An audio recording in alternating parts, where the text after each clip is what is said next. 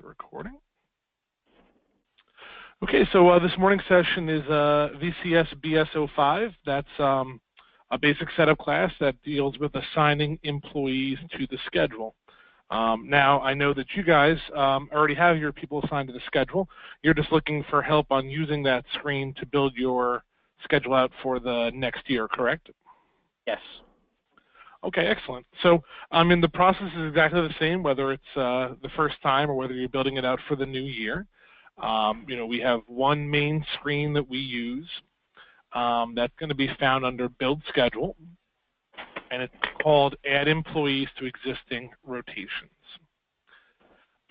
This screen lets us take our employees and pair them up with rotations that we've already created in the system, and use that information to build the schedule out for a period of time.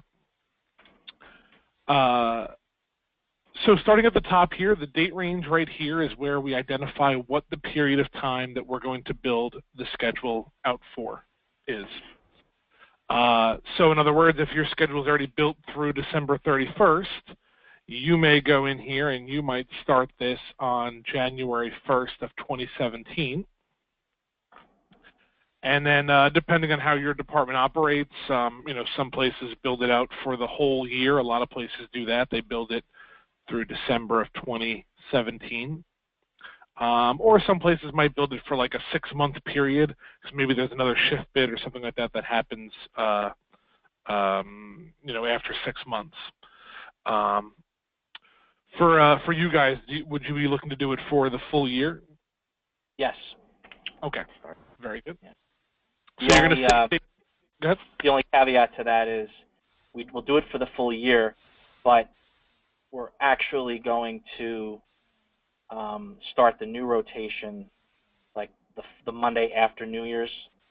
Okay. Because as we move people around from the 2016 schedule to the 2017, there may be, we don't want to do it on January 1 because then there's people already out that have vacation time in. We don't want to screw up days off now, so we would start it technically, I guess, the 9th. Okay, so that's fine. Yeah, I'm sorry. Oh, I was just going to say, that's certainly fine, just as long as you've built your existing schedule out that far. You've built your existing schedule out to the 8th. Did you do that when you initially built the schedules? Do you know? No, we built it out to December 31st. What I figured in my head was we would start the rotation on the 9th, through the end of the year, and then just backfill those 8 days with the schedule the way it is now. Okay. Well, yeah. So what you're going to want to do in that scenario is you're going to want to actually fill that week or so in first. Right. Okay. So in your scenario, your first step might be we take January 1 and we go through January 8. Okay. The reason you want to do that first is because when you go here to select your employees, and you get your select employees screen here, and you can go through and manually pick and choose people, or it might be helpful to do it a group at a time. When you select those employees, and then we mark them off, and we hit select and close, whatever rotation they're currently assigned to, whatever their most recent rotation that they were assigned to will show right here. So because you want to put them on whatever they're currently on for this week here, do this first because it'll still have that information in there from when you first assigned them. Okay. Right? Now so go ahead. We have the January 8th. That's what we're doing. Oh, yeah. So Rob, in other words, being that we ended our current schedule on December 31st, we have to create January 1 to January 8 and just add the existing squads. There's no way to right now extend our schedule into the next year without building it this way, right?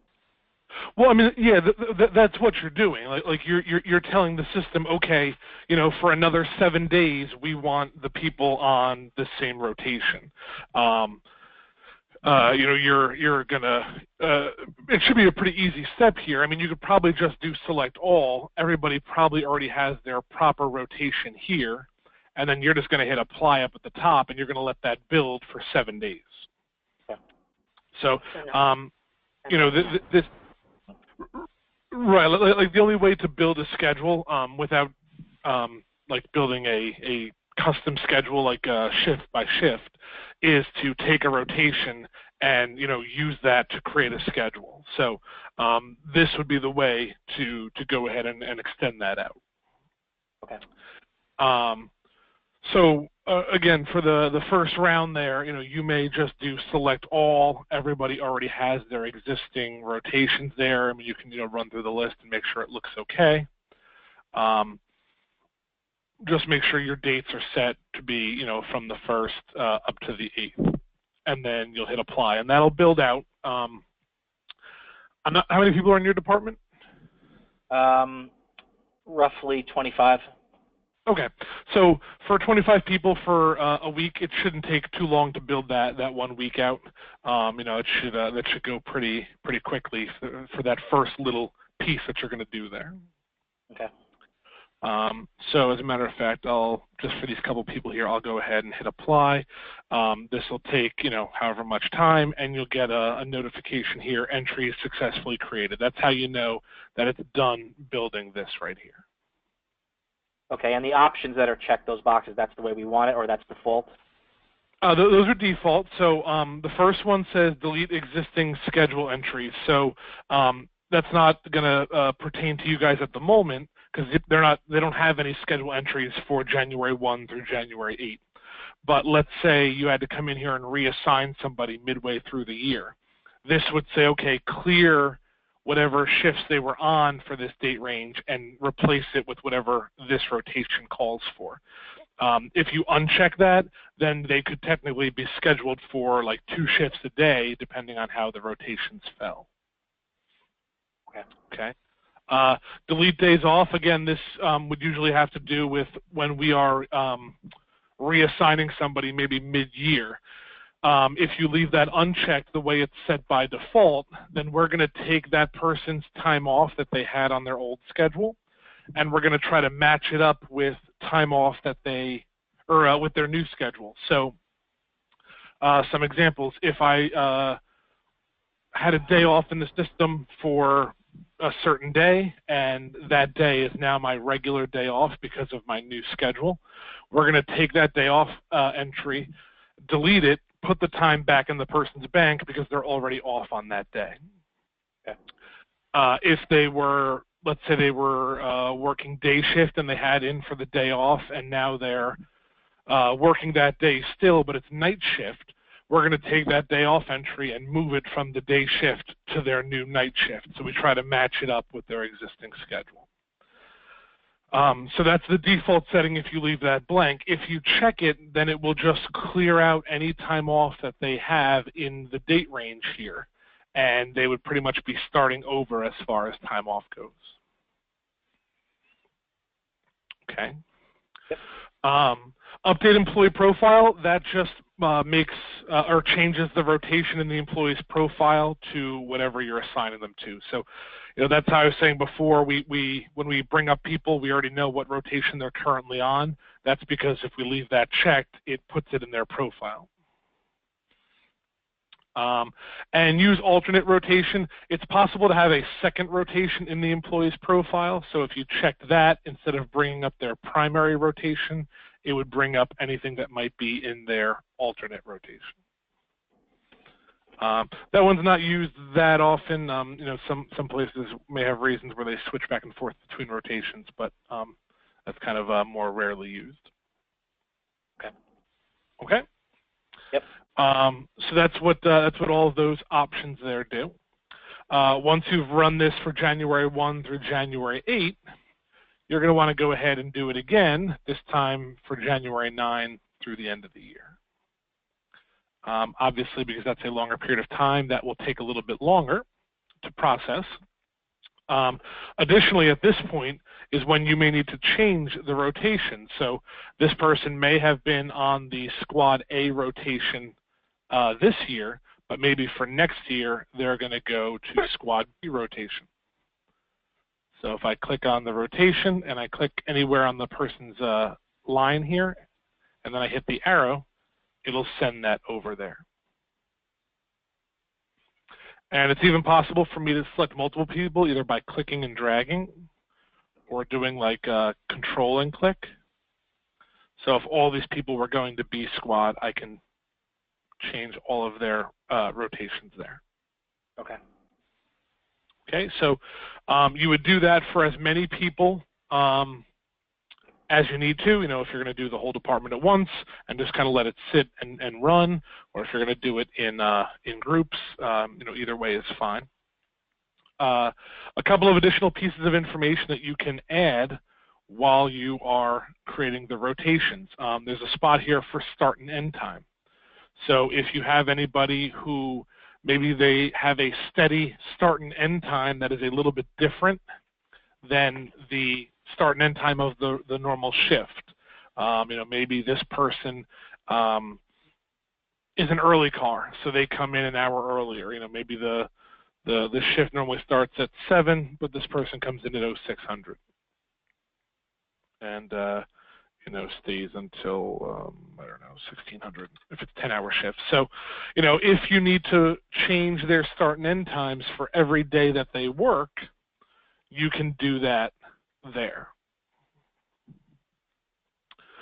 Okay. Other thing you can do is if the employee has a steady job assignment, I can choose from the drop down here, and I can assign that to them. So if this person always works zone 1 whenever they're working, I can choose that there.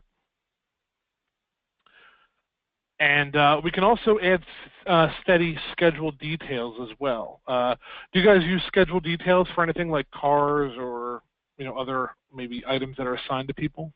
No. Okay, so you wouldn't have to necessarily worry about that one, but the other items are available to you if you know, if that would be helpful for you. Okay, so once you have those filled out and once everybody is on their rotation for the upcoming year, then you would go ahead and hit apply. Like I said, that one will take longer than the first one did because you're doing it for a much longer period of time.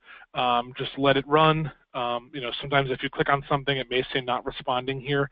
That's okay. It just says that while it's thinking. Just let it go, and it will complete its process. You know, once it's done.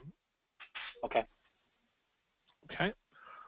I'll just point out over here. This information just gives you some insight as to what the rotation is like. Excuse me. So in other words, you know, this admin shift is a 5 and 2.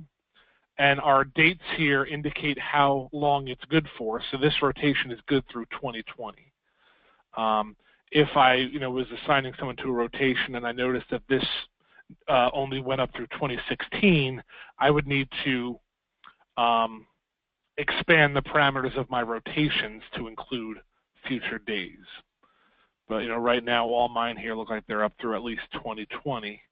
So I know these are still good. Well, this one right here. So if I tried to assign someone to this, it wouldn't be able to create any records past 12/31/2016. So I would need to go in to where I create my rotations and at least extend the end date here till at least the end of next year.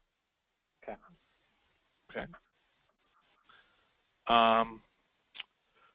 One more, and then this is like, you know, days on, days off, and what shift they would be on here. So that just, in case you forget what a certain rotation looks like, you can look there. Right. Speaking of dates, you know, because of the way you guys operate, it is, you know, possible and it may be beneficial for you to actually not run this through December 31st, but maybe to run it through, you know, January 7th of 2018. So that way you don't have to do that little piece again next year. Right. Yep. So that might be, you know, your date range, something like that there. Okay. Yep.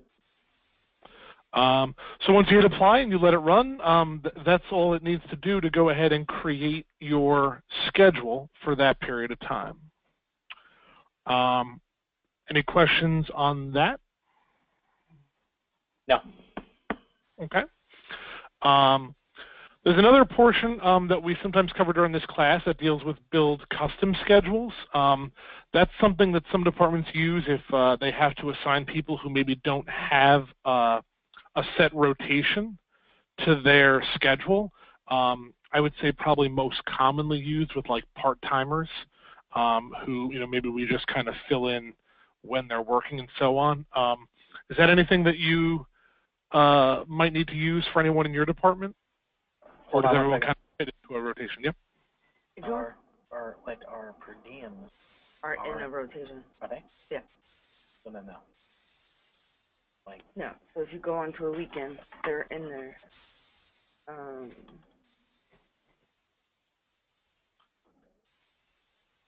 I have them set up on a rotation. Every 2 weeks she's on evenings, and then the next 2 weeks she's on midnight. She's not in the squad though, right? She's on a rotation.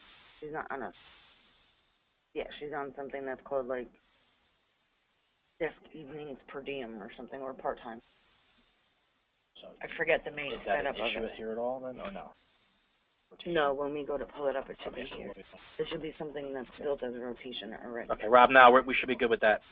Okay. Yeah, it's great if they have some kind of pattern to it and you can build a rotation. That's way easier than having to go in and kind of manually do it. So that's awesome. That screen is covered in the handout that you should have received when you signed up. It's also available for download in your Go to Training bar, and I think it gets attached to the follow-up email as well. So, the document covers using that screen and covering the screen that we just used as well. The add employees to existing rotations.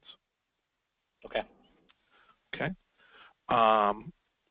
So those are the two main screens that we would normally cover in this class. It sounds like add employees to existing rotations is mostly what you guys would need. Do you have any questions on that, or any questions on anything else that you might need for building out their schedules? No, we were just really confused on how to do that first week, and then we were just nervous about creating the schedule for the rest of 2017 and somehow screwing up 2016. But clearly we can see here with the date range that we're really okay with that. Right. That's the main thing there. You just want to make sure your date range is right, and that dictates what are we working with. We don't touch anything outside of that date range. So anything before, in other words, the year 2016, if it's outside of that date range, we don't touch it. It doesn't get affected. Okay. So let me ask you this then. We build out that first week that we need to fix in January. Then we build out the rest of the year. Mm-hmm. How do we then check once the schedule is good for 2017? How do we go in and see, or where do we go? The best way to see how many hours we've assigned everyone to work.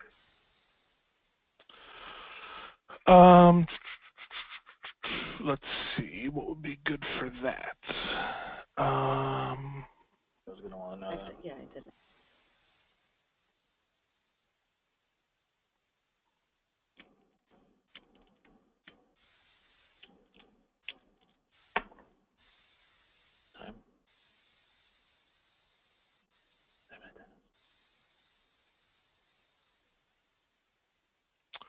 I think your best item for that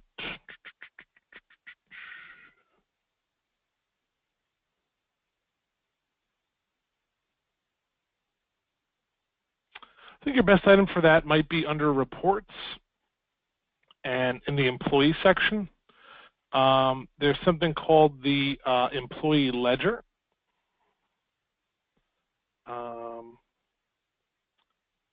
Hold on one second.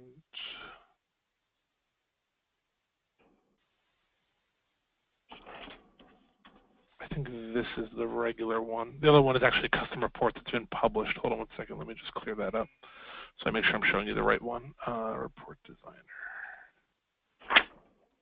Employee ledger.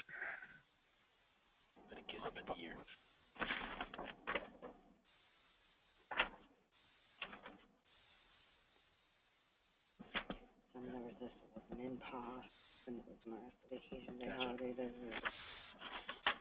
Okay, so you should have an option or an item called employee ledger. And what you can do is you can set a date range here, and you can select, an employee or employees. And this will actually go through and it will pull all the information. Now, I mean, I don't know if you're looking to print it out because it actually breaks it down by day, but it does give you totals at the bottom. So if you're just looking for totals, you can go to each person and see how many hours they were scheduled for. Now, worked and time off and overtime, if you're doing it for the future year, it's not going to have anything else in there. It'll just be your scheduled hours right now, and your worked hours will be the same thing. Okay. Yeah. So that's where we'll see now. So that's probably the best item there that would allow you to run it for a full year and pull the hours worked in, or the hours scheduled in your case. Okay. Okay.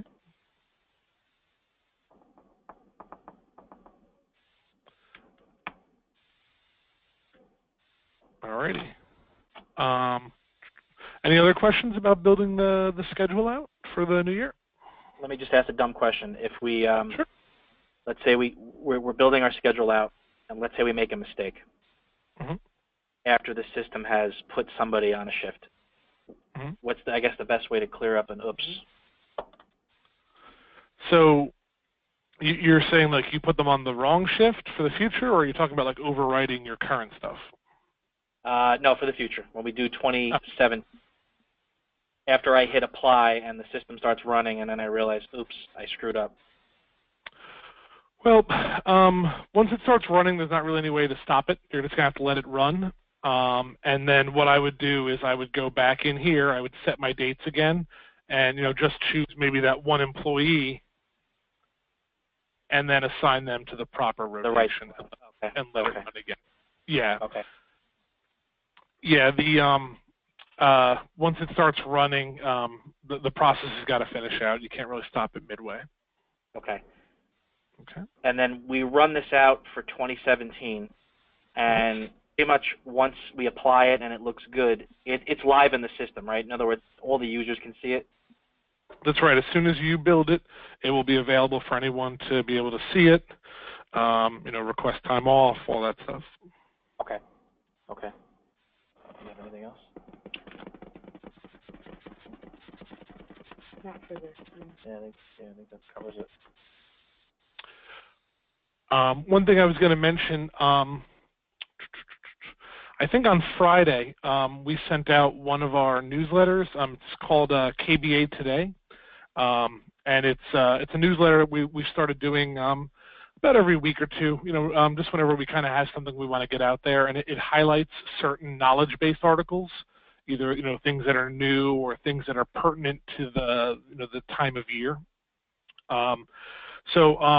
That actually covered all of the end-of-year rollover stuff, which we also, cover how to push your schedule out.